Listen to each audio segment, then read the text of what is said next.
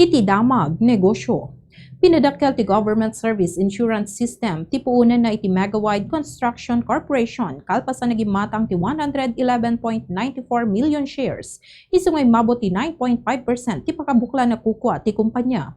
Segun ti Megawide ipagpakita daytoy nga addang iti talek ti GSIS kadagiti proyekto apang infrastruktura ti kumpanya agraman iti panangipatakder kadagiti socialized housing unit ti salinong ti napabileg a 4PH program kadagiti transport infrastructure project kas iti Baguio City Integrated Terminal, South Luzon Integrated Terminal Exchange ken Cavite Bus Rapid Transit System. Manamnamang agtultuloy ti panagduras ti fast track da itatawen kanito 2027 gapu iti kinaado dagiti nakalinya proyekto. Target ti kumpanya makapast track ti nasuro kumurang 1.2 billion pesos itatawen ken 1.8 billion pesos agingga 2 billion pesos into 2027. Ti sukat ti piso, kadagiti foreign currencies may basar ti closing transactions ti Bangko Sentral ng Pilipinas ken Bankers Association of the Philippines itang malem. US dollar 61 pesos and 85 centavos.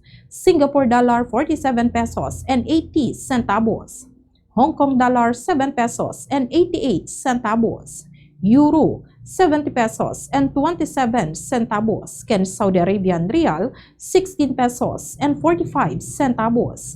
Mapatapatang oil price hike into Martes, July 28, 2026.